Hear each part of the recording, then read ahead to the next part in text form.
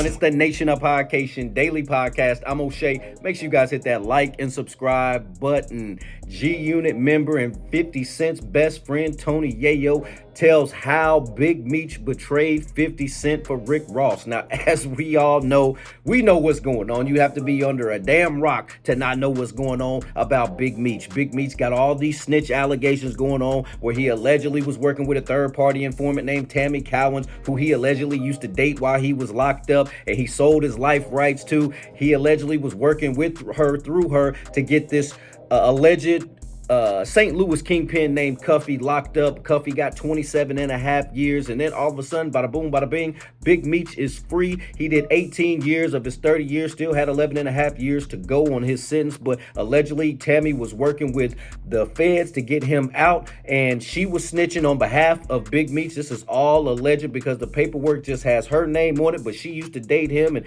there's ties connecting everybody together. Crazy, crazy stuff going on in the world of hip-hop in 2025. We all know Big Meech was having his welcome home concert. He entrusted Rick Ross to help navigate that. It was in Miami. Rick Ross was one of the headliners. He said they doing the I Think I'm Big Meech, Larry Hoover. We playing that 14, 15 times that night. Crazy, crazy stuff. Well, when Big Meech went down there and started messing with Rick Ross, oh yeah, you know that 50 Cent was ready to go. He already knows what's been going on because Tammy is one of the executive producers of BMF since she has Meech's life right. She's making sure the story gets told right.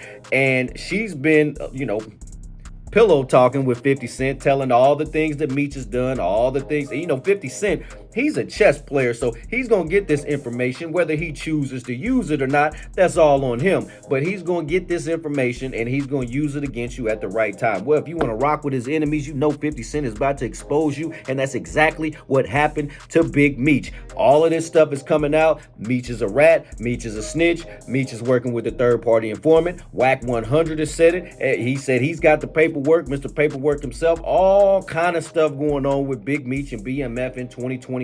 It's not looking good. 50 Cent said he's canceling the show. He's getting rid of his son. There's all types of stuff going on with this. So not only did Big Meech's decision affect him and cut off his business ties with 50, he messed up the BMF show for all those folks that are on the show. And not only that, he messed up the bag for his son, because let's just be honest, without the BMF show, what acting jobs is Lil Meech really gonna get? I mean, unless he's playing that same role. I think he had another small appearance in another show, but that was it. It's not like he was the headliner. He got a small bag for that. Listen, he was the headliner of the BMF show, and that's the only role you can really see him playing. You can't really see him. It's not like he's got, he's not Denzel or nothing, or a R.I.P. Chadwick Boseman, or none of these guys out here. He doesn't have that range, bro. He's in his lane, playing his dad, trying to portray his daddy who he's wanted to be like. So anyway, Tony Yayo talks about how Big Meech betrayed 50 Cent and how 50 Cent is all about loyalty. Let's take a look at this clip from Yayo as he explains. Motherfuckers don't have to be loyal to 50 in business. That's how I guess that's how Meech felt, because he's his own boss. But when you take little Meech and you put him in fucking acting school, you take him from Detroit. I remember him rapping when he was rapping, and nobody was helping him from what I seen. Because I remember when Lil Meech was rapping. Nobody helped him, and then 50 put him in acting school, kept it on the low, and he made all this money. You understand what I'm saying? But to be young and have money is crazy, because we was young and had money before, so I understand. I'm looking at this nigga like, yo, this nigga tripping. Like, I looked at it like, from that point, maybe 50 should have brung a bag for Meech and maybe a watch or something.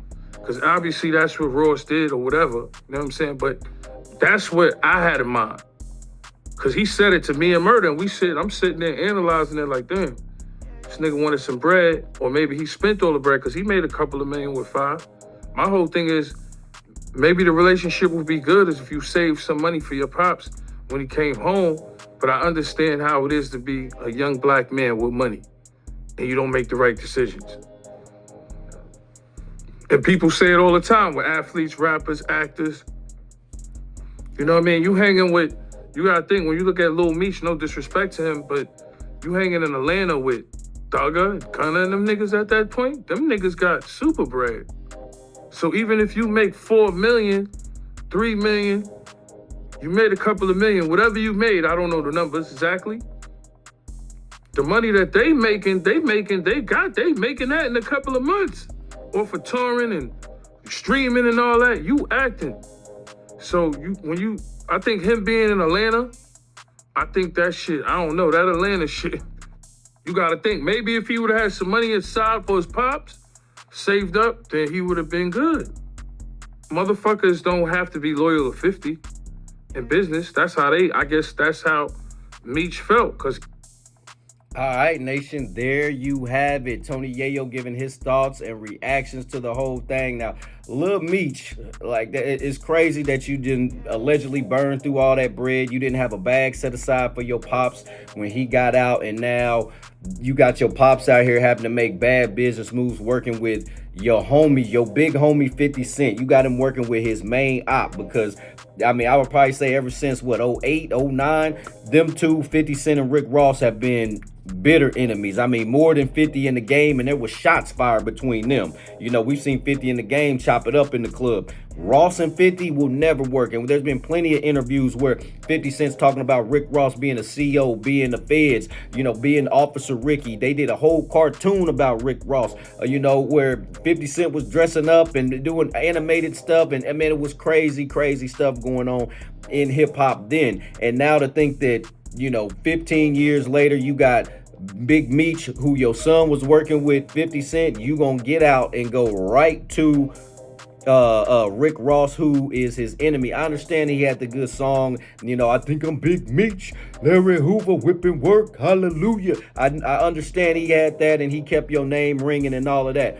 He didn't put the bag in your pocket like 50 Cent did. 50 Cent put the bag in your pocket, put the bag in Tammy's pocket, put the bag in your son's pocket, and had your son in acting school, getting him jobs so he could make a career for himself. Because like Yayo was saying, when Lil Meech was trying to rap, come on, man, you not a rapper, you barely an actor, bro. And now 50 Cent has exposed all of that. So neither one of y'all is about to be out here, y'all aren't clamoring for anymore. So we'll see what happens with BMF, Big Meech, Lil Meech, and all of this stuff that goes on behind the scenes. I know this alleged documentary that's gonna come out, it's gonna be a tell-all. It's gonna expose a whole bunch of stuff. And then they're talking about it's gonna be like the Surviving R. Kelly boy. It's gonna be Surviving Big Meech. This is wild stuff. Or like Surviving Diddy. Crazy stuff going on in hip-hop. Nation, what do you guys think about Big Meech's situation? What do you think about Tony Yayo's comments? What do you think about 50 Cent cutting off Big Meech, Lil Meech, BMF? What do you think about Tammy Cowens being the alleged third-party informant? Nation, y'all let me know in the comment section down below how y'all feel about that in the state of hip-hop in 2025. Nation, let me know. Make sure you all hit that like and subscribe button on your way out. What up, everyone? I'm O'Shea from the Nation of Podcation. If you're looking to have a good time this coming up weekend, it's going down